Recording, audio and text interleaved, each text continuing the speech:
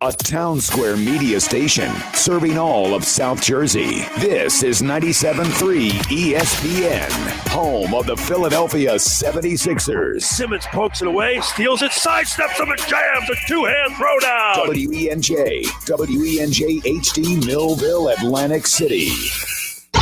This is Game Night with Josh Hennig on 97.3 ESPN and the free mobile app. Now, live from the Matt Black Kia Studios. What a move! Here's Josh Hennig. Hump Day Wednesday edition of Game Night on 97.3 ESPN FM, the 97.3 ESPN mobile app, powered by First Bank of Seattle City. And we are live on Facebook, YouTube, and Twitter, where you can watch the show here on 97.3 ESPN. Busy hour here on the show. We got Kevin McCormick joining us live from the center coming up at 6:40 tonight. Sixers versus Hawks tonight. Pre-game coverage at 7 p.m. Tom McGinnis at 7:30 right here at 97.3 ESPN. Dave Weinberg will join us at 6:15. Get his thoughts on the latest with the Eagles. And also, I got to ask you about this whole baseball, the pitching thing, because you have baseball. Dave Weinberg loves baseball. And I know he's going to have an opinion about that as well. Of course, you guys can chime in as well. 609-403-0973 to get on the conversation. 609-403-0973. Or if you're watching on Facebook, YouTube, and Twitter, you can chime in as well on the stream. And we're going to get to your comments each and every day here on 97.3 ESPN. For as amazing as Kevin Durant was last night, there is something that we can learn from that game last night if you are the 76ers.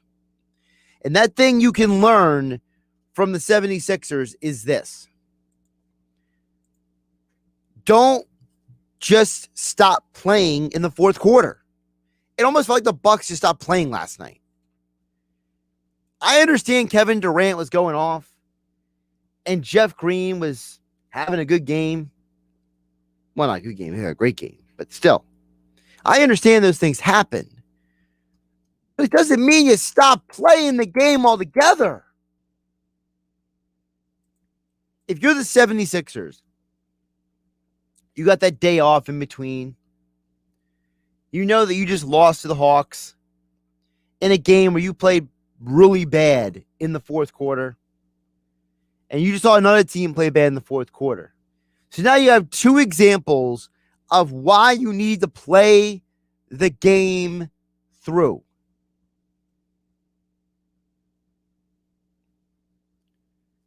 I don't think that we appreciate enough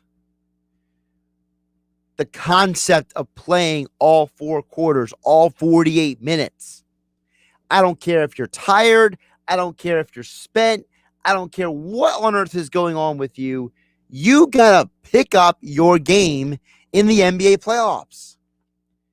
It's now or never. It's do or die. This isn't, as Mike Gill would say, a Tuesday night in February. No, this is the second round of the NBA playoffs. And I'm watching that Nets and Bucks game last night. I'm thinking, what are the Bucks doing?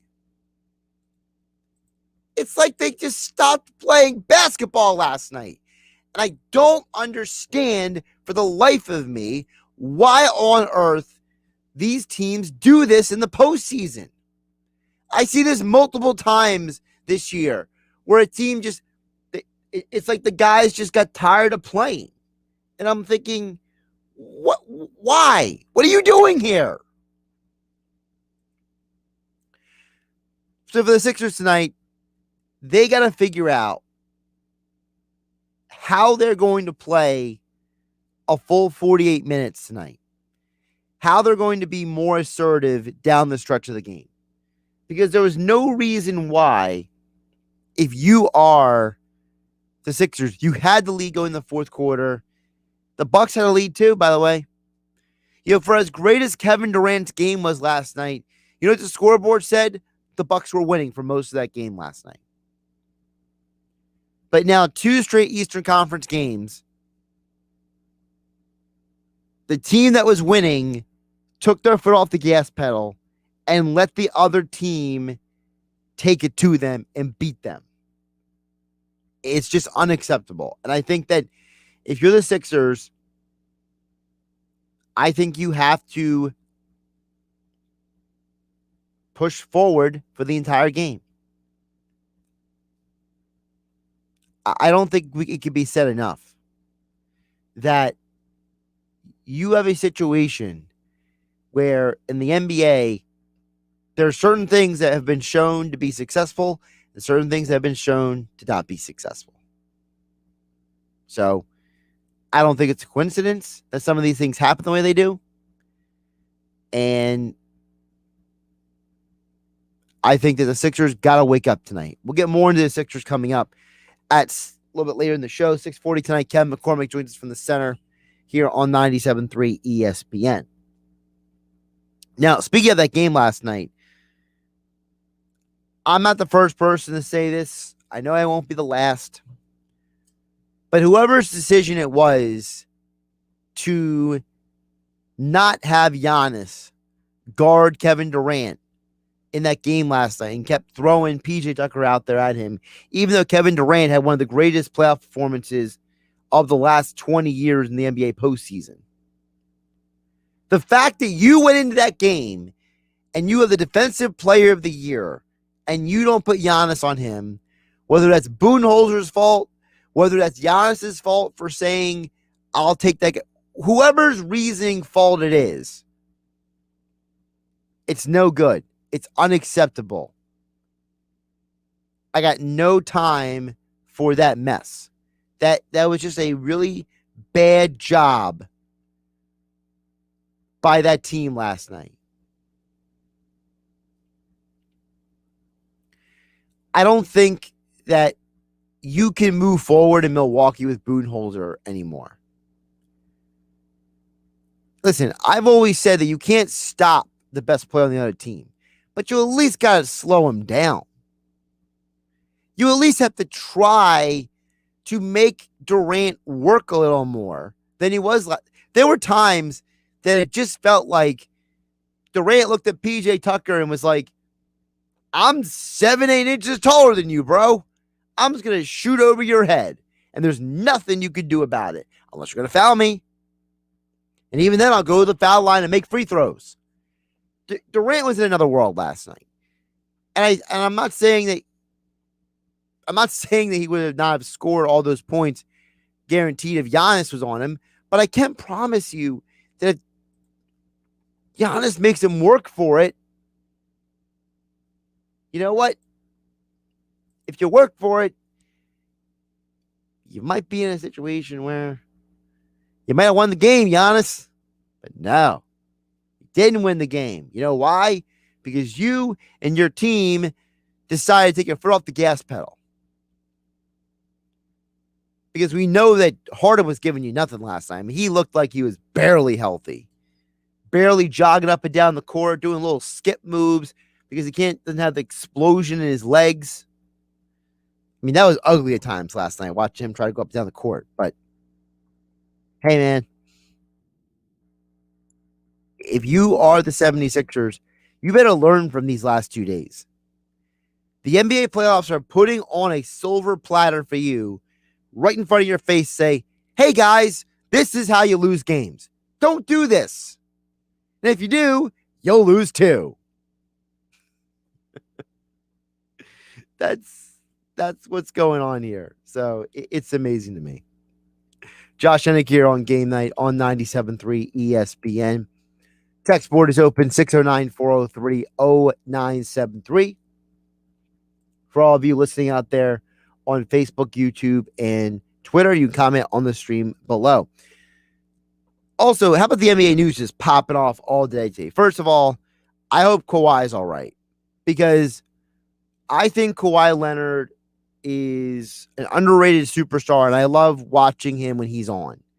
When Kawhi Leonard gets in that Terminator machine zone, he's unstoppable. It's amazing to watch, and I hope it's nothing overly serious with Kawhi's knee, but where we haven't heard the news on what the scans were yet.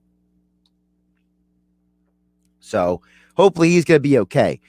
This Chris Paul situation is interesting because, according to reports, he tested positive for COVID. And that's going to be probably 5 to 10 days until he can come back. And I really have to wonder what that's going to do to this Suns team. You know, if you would have asked me before this morning who's the favorite in the West with Kawhi going down, I would have said the Suns. I mean, actually, with Kawhi even healthy, I might have said the Suns either way, because I think that the Chris Paul has elevated that team so much that they're just in a good place. And without him, I don't know how they beat a team like the Jazz at all.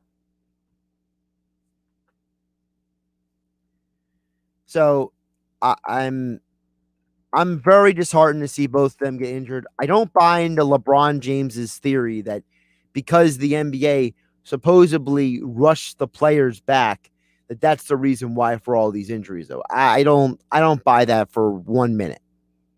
Because number one, you had all those months off from the pandemic shutdown to the bubble.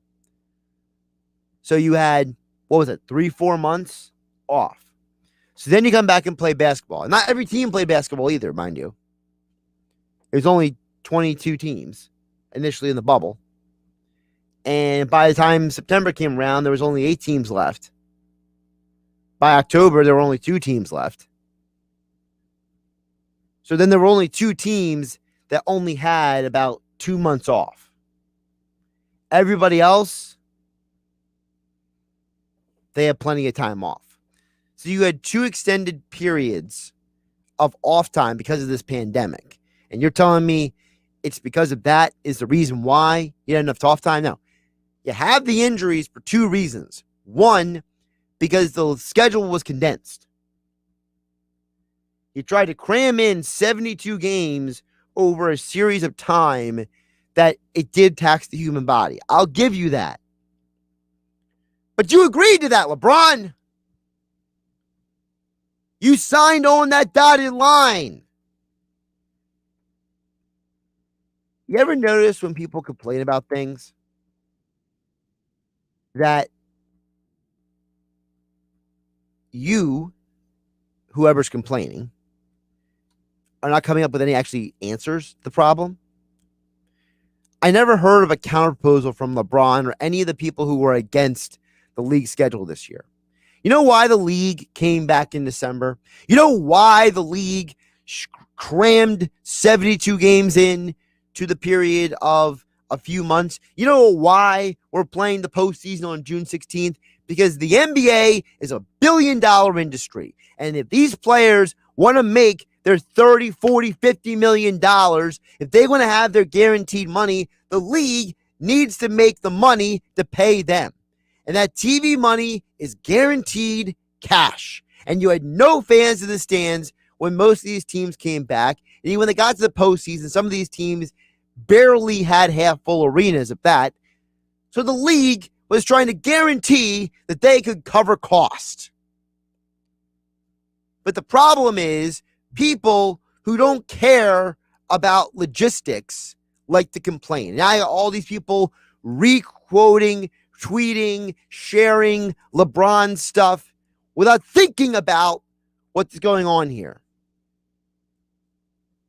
All right, I got to get to a break. Dave Weinberg joins us next here on Game Night on 97.3 ESPN FM, the 97.3 ESPN mobile app powered by First Bank of Seattle City. The NBA playoffs continue. Durant triggers a 3 and buries it from straight on top. After 5 games, the home team is undefeated after the Nets win Game 5 in Brooklyn. Now we return to Milwaukee. Will the home team trend continue? Or will the Nets earn a trip to the Eastern Conference Finals? Giannis down the lane and winds up and dumps it on the head of Griffin. Game 6 of the Nets and Bucks. Coverage begins tomorrow at 8 Eastern. The NBA playoffs, exclusively on 97.3 ESPN FM. You asked for it. You got it. Fast Track Checkout at either Matt Blatt Kia location. Buy it your way. Complete your purchase online or have us deliver it during the Trade Up to a Kia sales event at Matt Blatt Kia in Egg Harbor Township or Toms River. 0 money down and 0% financing. for up to 60 months on every 2021 Kia Soul, Sportage, or Forte. Plus, we need your trade, even if you owe thousands more than it's worth. Get out of that old car you hate with 0 down payment and 0% APR financing available for up to 60 months. Try Fast Track Checkout. Purchase completely online and have us deliver right to your home or office. Only at Matt Blatt Kia, where you can't make a mistake with our 4-day love it or leave it return policy. It's gotta be a Matt Black Kia. Offers with approved Tier 1 or 2 credit through Kia Motors Finance. Not all will qualify. 0% based on 1667 for 1,000 borrowed. Negative equity financed into new loan. Go to mattblackkianj.com for complete details. Expires 7/6/2021. Matt Blatt Kia, 6211 Black Horse Pike, Egg Harbor Township. And now on Route 37 in Toms River.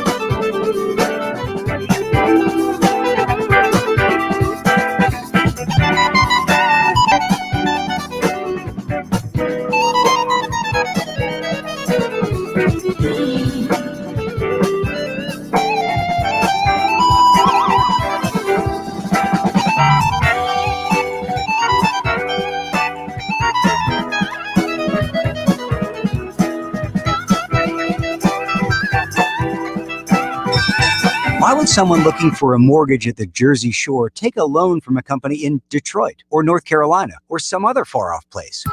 Online mortgages promise a lot but don't always deliver. First Bank of Sea Isle City knows the Jersey Shore. We are local lenders. We use local appraisers and provide in-house processing. We understand the unique obstacles of financing in Cape May County. Don't take a chance. Local banking is better. Let us guide you. First Bank of Sea Isle City. Member FDIC, Equal Housing Lender. You're listening to Game Night with Josh Hennig on 97.3 ESPN and the free mobile app. Josh Hennig here on Game Night on 97.3 ESPN. As always, we love to hear from you guys. Text board is open at 609-403-0973. We are also live on Facebook, YouTube, and Twitter, where you can watch the show each and every day. The Sports Batch with Mike Gill, Game Night with Josh Hennig, and more. Don't forget the 97.3 ESPN mobile app. It's free thanks to First Bank of Sea Isle City.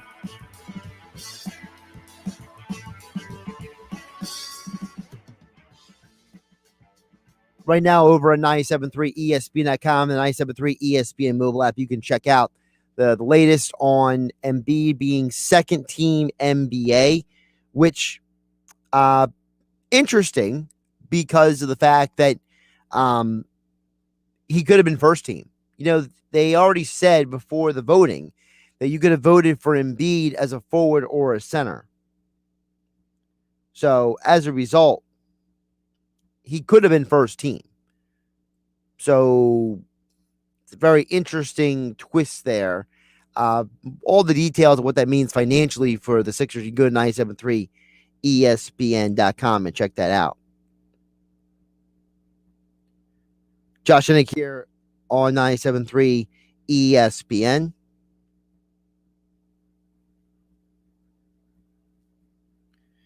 Trying to get a hold of Dave Weinberg to get him. I think we got him now. Oh, there he is, Dave Weinberg, joining us for a Weinberg Wednesday here on 97.3 ESPN. It's always amazing how technology is a blessing and a curse. You never know if it's going to work, if it is and isn't. But it's good to see Dave here on Game Night. Dave, how you doing? I'm doing well, Josh. How are you? I'm doing good now that we know the technology is actually working with us instead of against us in this situation. So, obviously, we have a bunch of things we want to hit on with you, but I got to start with how about the Eagles? Nick Mullins gets signed this week. They get rid of the undrafted guy, and they bring in a guy, Nick Mullins. So I ask you, what do you think this means? Do you think this is just a camp arm? Do you think this is a guy that maybe could compete with Flacco for the backup job? What do you think about it? I'm going to guess he's probably just a camp arm. I mean, I was kind of surprised they did it only because Nick played against them last season and didn't do very well. I think he threw 2 picks against the Eagles, one of which was a pick 6 to Alex Singleton before he got benched for C.J. Beathard. So, but I guess they saw enough from his other games, but they thought it was worth. He was better than Jamie Newman, evidently. So, but I have a hard time believing he's going to beat out Joe Flacco unless Nick Sirianni knows more about him than obviously we do. I've heard the theory out there that apparently Newman was so bad in the OTAs that apparently they just felt he was too much of a project. And I mean, at least Nick Mullins has NFL experience and he can be a functional guy in terms of training camp and in terms of the preseason, because we are actually going to have preseason again this year, which felt a little extra weird last year. Yeah, I mean, I guess it makes sense when you think about it. If you need a third string guy who can play a little bit, I think, if you're not going to go the project route, because the way the NFL is now, if you need another guy there in the event of injuries or what have you, if you got to say Jalen Hurts and Flacco get injured or what have you, then you got to have another guy there that's ready to play. And I mean, you saw with the Cowboys, I think last year at one point, a couple other teams were reduced to makeshift kind of guys. So and that by that way of thinking, I think it makes sense that they would have Mullins there, because at least they know that he can play a little bit in an emergency if they need it. Yeah, and it's also interesting that when you think about what the Eagles do in this offseason, everyone keeps screaming they need another cornerback, and it feels like they're signing and bringing in everyone except for another cornerback at this point. And I don't know what the reason is for that, Dave, but it just seems like I feel like I don't hate the moves they made. I just find them interesting. You know what I mean? Yeah, I mean, they are giving people a reason to be excited, which is kind of the main.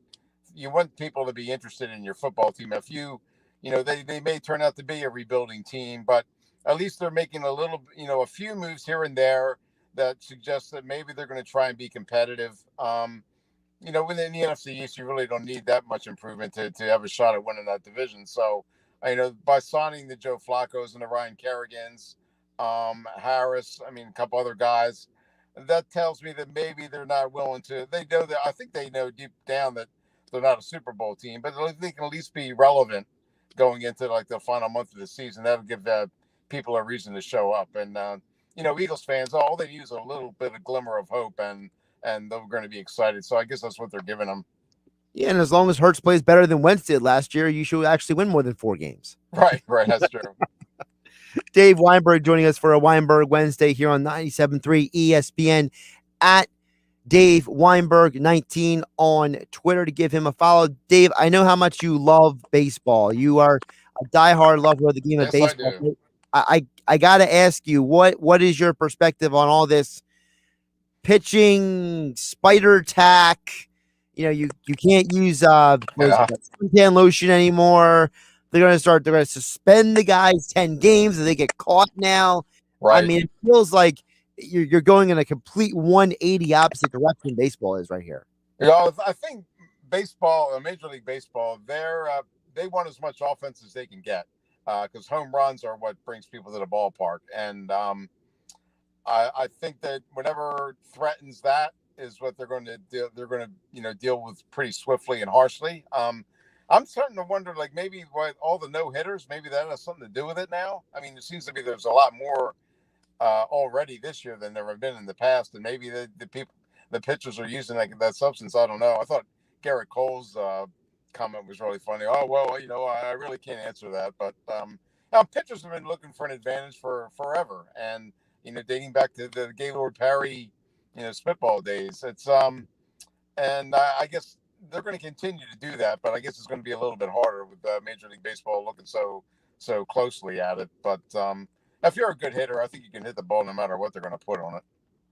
Now, that being said, what did you think about what Tyler Glasnow said? He believes that because his last start before he hurt his elbow was without the sticky stuff that he was using to grip the ball. He said because he was gripping his fastball harder and he was gripping his off-speed pitches harder because the ball had no grip. He claims that that's why he hurt his elbow and that baseball should have made them adjustments in the offseason before this season. Huh? Interesting theory, I guess. Yeah, I mean, I guess there's some truth to that. There's some possibility to it. I know people have been saying that I guess the rotation on the ball is not as pronounced when you use it or when you don't use it. I'm not really sure. But as a high school pitcher, I didn't throw hard enough to worry about putting anything on the ball. So it's tough to. I guess everybody has their own theories about it. Yeah, listen, I'm no pitching expert myself either. All I know, Dave, is that my big concern is if the pitchers have been using this stuff for years, what happens when the next guy gets hit by a pitch? Then what's the conversation? I'm having a couple amount of stacks, so let me call you back real quick. All right, you go ahead and connect with us again, Dave. Yeah, my big question with the pitching thing has been and will be moving forward. What happens when a guy hits somebody? So let's say these pitchers were putting this sticky stuff on the ball to get better control, to pitch better. And now without the whatever, okay, aside from the regular rosin, you may be using suntan lotion, maybe you're using something else to get that extra grip on the ball. My question is, what happens when a guy hits somebody now? Is that going to be because the guy lost control, or is that going to be because the guy doesn't have a good grip on the ball? I think those are two different things that have to be considered. Dave joining us back in here on Game Night on 97.3 ESPN. So, Dave, I'm going to run back the question to you. What happens when the next guy hits a hitter? So, like, now you're allowed to have any of this extra stuff on your hand, right? Right. Well, are we going to say that he hit the guy because he didn't have control of his pitches or because he didn't have enough sticky stuff on his hand? Like, how is baseball going to handle that conversation? I guess when guys aren't throwing well, they're going to make up any kind of excuse they can.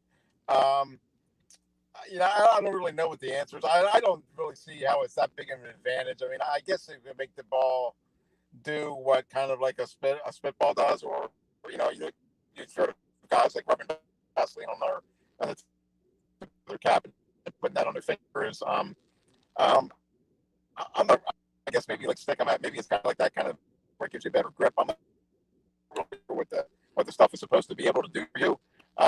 But evidently, it's concerned Major League Baseball enough where they don't want pitchers to use it. Dave Weinberg joining us for a Weinberg Wednesday here on Game Night on 97.3 ESPN. Dave, aside from baseball, I know you love golf and the tournament this weekend, the U.S. Open. And it's the first time it's there, I believe, since it was Rocco versus Tiger over there. I got to get your perspective. How do you feel about this Brooks versus Bryson fiasco? DeChambeau, Koepka. It seems like these guys have this long-going feud. And personally, I think feuds are, and we just lost Dave on the connection there. So we'll try to reestablish with him. I was going to ask Dave about the U.S. Open, which is this weekend. To me, I think rivalries are good for sports. What I'm going to ask Dave about. I think that the whole Bryson versus Brooks thing is traditionally good for the sports world. I think we got Dave back up on the regular phone. Dave, you got me now? Yeah, I'm sorry, Josh. The static was so bad I just couldn't understand what you were saying. I'm sorry. It's all good. So what I wanted to ask you about was, obviously the U.S. Open being this weekend. I'm loving this whole Bryson versus Brooks, rivalry situation. I think it's actually a good thing for golf to have, some sort of legitimate rivalry, because at times I think that, that's what drives the casual fan in. Isn't that they love golf? Is that they want to see, almost, for lack of it, they want to see blood. You know what I mean?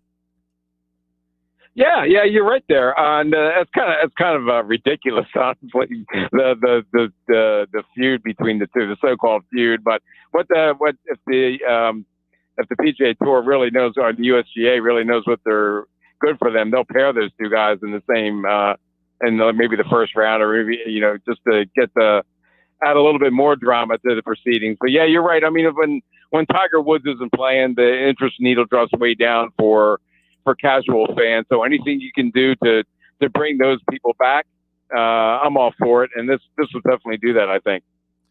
Now, this is the first U.S. Open at this course since it was Tiger versus Rocco. That was a long time ago. That was also probably... Yeah, I remember that one, but yeah. Yep. Well, I was going to say that's probably also one of the greatest, final three rounds, really, including them going to overtime, basically, for golf. I mean, there's no way they're gonna capitalize or outdo that happening. But who do you like this weekend in the U.S. Open? Boy, that's a tough question. I've heard a couple of different names. I've heard John Rahm mentioned quite a bit. The fact that he hasn't played in a while because of having that exposure to COVID. And he's winning by like 6 shots in the last tournament before he had to withdraw. Plus, he said, it gives him much more extra time to practice. I've heard I think he'll be in contention. I think Brooks Koepka will too. He's made for those kind of conditions. It seems like he's over his knee problems, so I think he's really going to make a run for it. And I hate to say it, but the sentimental choice for me always is Phil Mickelson. He's never won a U.S. Open. This would be a great way to complete that Grand Slam. He surprised everybody a couple weeks ago with the PGA Championship, which cost me a couple $1,000 because it was the one time I didn't bet on Phil. So, but yeah, I think it's going to be pretty. U.S. Open, they make their courses so tough that it's pretty much wide open for the bunch of guys. But it's usually the guys who can just keep the ball in the fairway, play consistent golf that have the best chance of it. And that's why I kind of rule out Bryson DeChambeau. I don't think he's going to be able to keep it straight enough to really contend. So I would go with maybe Rahm or Brooks Koepka to win it. Yeah, speaking of Phil, he said this week that he has been extra focused the last few weeks getting ready for this tournament because he really wants to try to get this one. He thinks that he can ride that wave from the PGA Championship. But Dave, maybe the key is you said you didn't make a bet on Phil for the PGA. Maybe the goal is don't bet on him for the U.S. Open and then he'll win. Yeah, maybe, but that would cost me money, so I have to try. Dave Weinberg joining us for a Weinberg Wednesday here on 97.3 ESPN. Dave, one more before I let you go. Last time you and I spoke was before Clarissa Shields made her MMA debut. She had to overcome some adversity to get that win, and one could argue that it might have been the best thing to happen to her for her to actually, figure out how to get a win and not just have an easy fight handed to her. It's interesting. I think we might have opposite views on this. I wasn't that impressed. She basically lost the first 2 rounds against a girl who was a bartender at the 2300 arena when they called her for the fight. And then she's lost 3 in a row. Credit to Clarissa for getting the finish that she really needed. Otherwise she loses her debut.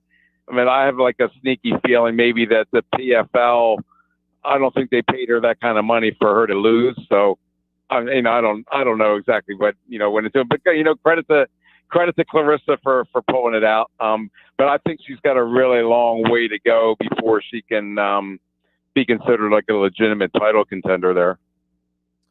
When you say a long way to go, do you have like a time frame in your mind, or is it more like a subjective kind of thing? Yeah, I mean, I can't put a time frame on it. You know, who knows? Maybe she gets bored and goes back to boxing. But I don't think you can do both simultaneously and make the progress that you want to make in MMA. I mean, that requires a total, like the dedication that she showed, you know, in preparing for this. She's got to make this her sole focus. She can't go back into the boxing ring and expect to be a superstar in both sports. I think she's got to choose one or the other, at least for the time being. If she really wants to be viewed as a champion in MMA, she's got to dedicate everything to that. He's Dave Weinberg at Dave Weinberg 19 on Twitter. Joins us for a Weinberg Wednesday each and every week right here on Game Night on 97.3 ESPN. And don't forget his podcast, that is Tequila and Touchdowns with Dave Weinberg. And as all guests, he appears right here on the Boardwalk Honda Hotline. Dave, we made it work despite technology. Yeah, that's probably my fault, but thanks, Josh. Oh, real quick, I wanted to mention I took my two grandsons to the first ever Phillies game last Sunday, and I had an absolute blast. It was so exciting and just a thrill for me to be able to watch the game with them. Now, really quick before I let you go, you said you were at the game. How was your experience at the game in this pseudo post-pandemic world that we're in? It was great to be. It was 38,000 people there. I mean, I never felt like I was like in danger or anything, or I felt totally safe, and it was just great to be back in a ballpark with fans in the stands, the excitement. You know, Yankees fans screaming, Phillies fans screaming. The Phillies pulled out a 7-0 win, so it was. And that, granted, I watched the end. I heard the end of the game on the radio because my grandsons had to leave in the fifth inning. They just had enough, but. It was just fantastic to be back at the ballpark. Well, I love getting the positive reviews because I think there's still some people, Dave, that are hesitant to get back out there. And I think stories like yours are good reminders to people that, we're all going to be okay. You know what I mean?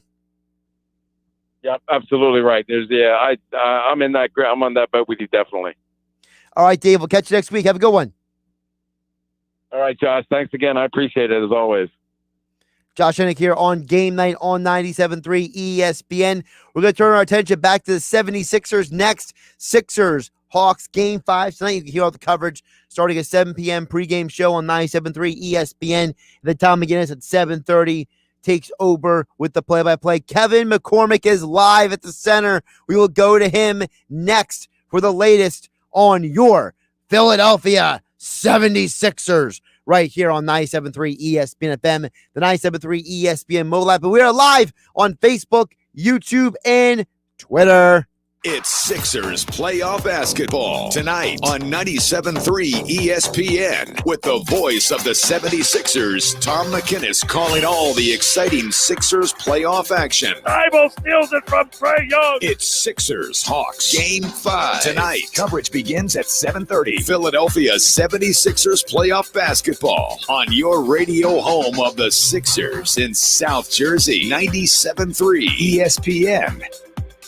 Oh yeah, it's on at Matt Black Nissan. The summertime sale is on at Matt Black Nissan, and the deals are heating up. Put 0 down, pay 0% interest for 60 months, or get $2,500 off MSRP on every 2021 Nissan Murano in stock. Plus, we need your trade. Buried in a current loan or lease, Matt Black Nissan wants to get you released so you can drive the all-new loaded SV model 2021 Nissan Rogue. Lease just $299 per month with 0 security deposit, plus our fast-track checkout. Bring any vehicle to Matt Black Nissan and get top dollar today in Egg Harbor Township, next to Home Depot, or online at mattblacknissan.com. It's on at Matt Black Nissan. Negative equity will be refinanced into new vehicle. Rate qualifications exist. Not all will qualify. 0% APR financing based on 1667 per thousand borrowed. Offers can be combined. 36 months, 10,000 miles for your lease. Lease selling price $28,590. Call 877-289-6670 or go to mattblacknissan.com for complete details. Offer ends 7/5/21. It's on at Matt Black Nissan on the Black Horse Pike, Egg Harbor Township.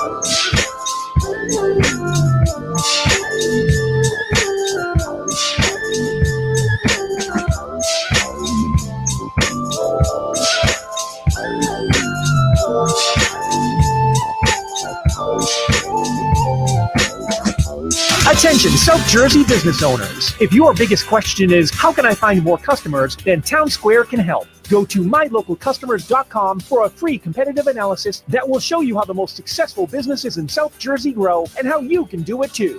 These strategies are simple, and we can show you how to apply them to your business. Be one of the first businesses to sign up, and you'll receive $500 in free advertising on this radio station. Visit mylocalcustomers.com. That's mylocalcustomers.com. Now, more Game Night with Josh Hennig on 97.3 ESPN and the free mobile app. Josh, you're back here. Josh Hennig back here on Game Night on 97.3 ESPN. You know, Hump Day Wednesday has been a little bit of a mess today, but we're making it work right here on 97.3 ESPN. We'll be joined momentarily by Kevin McCormick live from the center. It's the Sixers get ready to take on the Hawks. Game 5 tonight. Tom McGinnis on the call at 7:30. Our special Sixers pregame show with Mike Gill and special guest Mitch Lawrence from Sirius XM NBA Radio and our 97.3 ESPN.com. Sixers insider Paul Hudrick comes up at 7. But joining us right now is Sixers beat writer and Sixers contributor for 97.3 ESPN.com, the one and only Kevin McCormick, Kevin MCC NBA on Twitter, and his all guests. He joins us on the Boardwalk Honda Hotline. Kevin, how you doing today? Josh, I'm doing good. How are you? Doing pretty good. So, obviously, the Sixers are back in Philadelphia, and I got to ask you off the top, you know, that's got to be the biggest point of reference for this game tonight, right? It's got to be the fact that the Sixers are back at home, and they're no longer on the road, and this is really where they've done their best work all season, no matter what our perspective of those two Hawks games in Atlanta were. I think it definitely plays a huge factor. Obviously, all towards the end of the regular season, we talked about the importance of finishing in the top seed and wanting that home court advantage throughout the playoffs. And I think it's for situations like this where, you know, a game goes bad down the road. I think that Game 4 was very winnable for the Sixers. Obviously, it slips through their hands, but now you're here for a decisive Game 5, and it's on your home court. So this is one of the things they play for. I think the crowd's definitely going to play a factor. If the Sixers can come out and get on a big run, I think it'll help cement a much-needed victory in tonight's pivotal Game 5. Now, to me, Kevin, I felt that the absence of Danny Green plus the fact that in the fourth quarter the team just kind of started falling apart defensively, in my opinion. They took their foot off the gas pedal was two big reasons why they lost that game. Well, Doc made an interesting comment to the media today saying that basically Danny functions as almost a coach. And I kind of have to wonder, if Danny was on the court in game 4 in the fourth quarter, would they have actually won that game? Because maybe he would have turned to Ben and Joel and everybody else and been like, hey guys, wake up. Like we're coasting here. We can't do this. So, and we have a little issue with Kevin McCormick and his connection there. So we are going to hopefully get Kevin. Okay, Kevin's joining us on the phone line. Kevin, you got me now? Yeah, my bad. I don't know what's going on today. I keep dropping in and out. Sorry about that. It's all right. So I would just ask you about the importance of Danny Green because, what Doc said today that he's been functioning like a coach has been Danny Green all year. And I kind of have to wonder, if Danny Green's on the court in that fourth quarter, maybe the Sixers actually win that game because maybe they don't take their foot off the pedal. Maybe they play better basketball. Maybe they wake up in that fourth quarter in Atlanta in game 4. It's definitely a factor. I feel like it's one of the underlying storylines that weren't really talked about a lot after the game 4. But listen, Doc Rivers has said all season that him and George Hill have been coaches in uniform, and saying he's used prior. And obviously, before today's game, he said he's like a coach as well, and he wants him to keep doing that. But a lot of guys have credited Danny Green as kind of being like a stabilizing personality. He's never really too high, never really too low, and I agree. In the second half of game 4, where you kind of needed somebody to mellow out the mood and kind of help keep everyone even keel as you still had a chance to walk away with the win. Not having him there, I think, definitely played a factor. How do you think the Sixers are going to adjust tonight? Because we've seen now 2 straight games. We saw the game last night between the Bucks and the Nets, and then we saw the Sixers on Monday night. 2 straight games, Eastern Conference playoffs. Team has the lead, take their foot off the gas pedal. How do the Sixers avoid that pitfall tonight? It all just goes back to focus and keeping mentally sharp on the task at hand, which is winning the game. Dwight Howard at the shoot-around today spoke, and that was kind of his main message of the team needs to remain sharp. They need to keep focused and keep their eye on the prize because, like you said, they've let up big leads. I mean, in Game 4, they let as much as 18 at one point, and then in the end found themselves falling short by just 3 points. So I agree. Keeping that aggressiveness and maintaining that dominance is going to be key here because you're at home. You're going to have the home crowd at your back. If you can go on a run, it'll make it more suitable for them to be able to keep them at bay. But in the words of Dwight Howard that he used this afternoon, where put your foot on their necks and keep your foot to the pedal. So that's going to be the goal tonight, to not only dominate but maintain the dominance. Yeah, based on the quotes I saw from Dwight Howard this afternoon, Kevin, plus the fact of the what I saw, the little video I did see of him, I almost felt like the Sixers purposely put him on the Zoom call today, kind of to maybe send a message to the fans, to the media of what the team's mentality is. Almost like he was like a spokesman for the team this afternoon.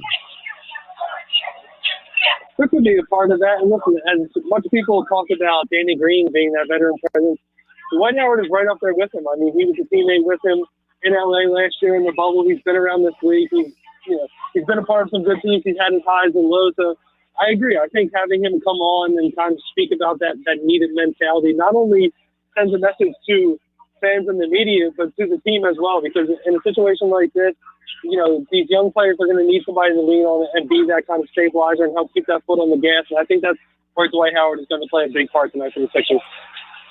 Kevin McCormick joining us here on Game Night on 97.3 ESPN. He is live at the Wells Fargo Center. Sixers versus Hawks, Game 5 tonight, 7:30. Tom McGinnis on the call right here on 97.3 ESPN FM. Kevin is at Kevin MCC NBA on Twitter. Now, obviously, we are all focused on the Sixers, but the other team, the Hawks, is pretty good. And I think that we saw the Sixers limit Trae Young for 2 games. How do they limit him again tonight the way they did in games 2 and 3 and avoid letting him get downhill like he got down in the second half in game 4? I mean, let's be honest. There's no real containing per se with a player like Trae Young, similar to what they saw with Bradley Beal in round 1 good players are going to get third. It's just a matter of the game of being that talented, that skilled of a player. The focus needs to be limiting the players around them, the Bogdan Bogdanoviches, the Kevin Herters, the John Collins, the Clint Capellas. That is where the focus needs to maintain, because a lot of what helped the Hawks get on that run was Trey's facilitating. So if you can cut off what he can do as a facilitator, along with trapping him in the pick and roll, forcing him to get the ball out of his hands. In the early games, we saw the Sixers address properly. They were rotating much better. They were chasing guys off the three-point line. So it just needs to get back to the little things. More effort, more just making life tough for the players around Trey, because at the end of the day, no matter what, he's going to get his numbers. Which player's offense, not all around game, which player's offense is most important for the Sixers to win tonight? I'd have to say it's Steph Curry. I mean, he's just been shooting the lights out in the postseason, and when he's aggressive and he's hunting threes the way he is, along with hitting them at the clip he has, it really opens up the floor. And then when you open up the floor, it gives lanes to attack for Ben Simmons, for Joel Embiid, for Tobias Harris, and it also makes it harder for the Hawks defense to double team Joel Embiid, which then leaves them to have to defend him on an island and defend him straight up. So I think with Steph Curry, with the ability that he brings and kind of the element that he adds to the offense when he gets going from deep is, almost crucial in a game like this. I felt like, Kevin, in the last game that Furkan Korkmaz played too many minutes. I felt that he was getting exposed the longer he was on the floor. Do you expect Korkmaz to get the same number of minutes tonight, or maybe less minutes tonight? I don't know, to be honest.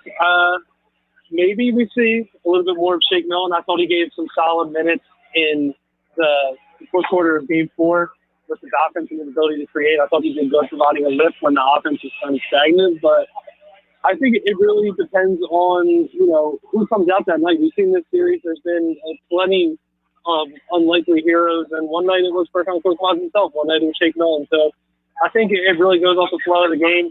Doc talks a lot of this season about a natural flow of, how guys come in and out. So maybe we see a little less, but I think it wouldn't be far from shocking if we saw somewhere around that same batch of men for Furkan Korkmaz.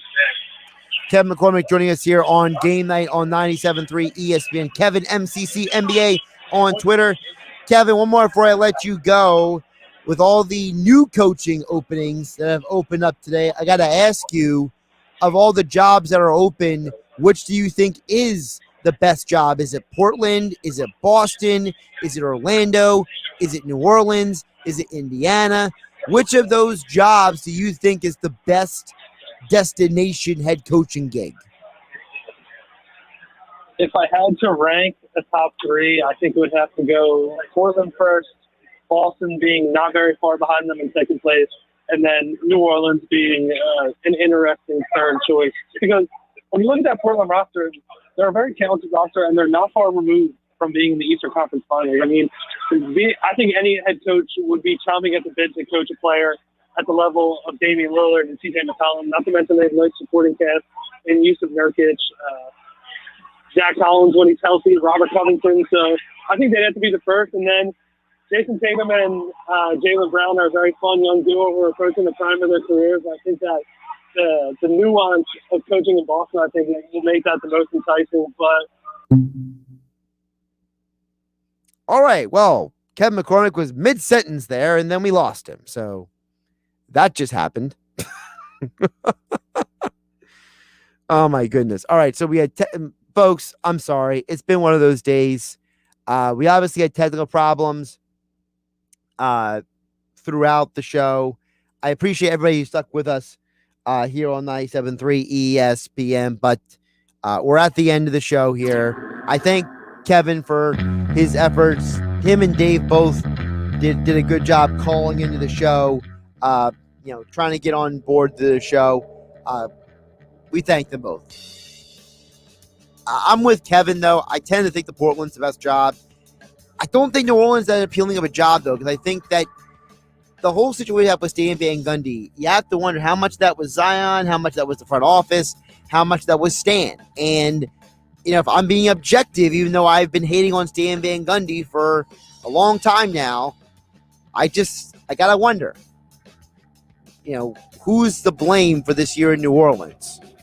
So I don't know if New Orleans is appealing of a job. I tend to think that maybe Indiana might be more of an appealing job than New Orleans. But Sixers coming up tonight. Pre-game show at 7. Tom Meas on the call at 7:30 right here on your home for Sixers basketball, 97.3 ESPN. Josh Hennig here. Have a good night. Health Update with Robin Stoloff. Learn more, live better. Lack of sleep doesn't just make us tired. It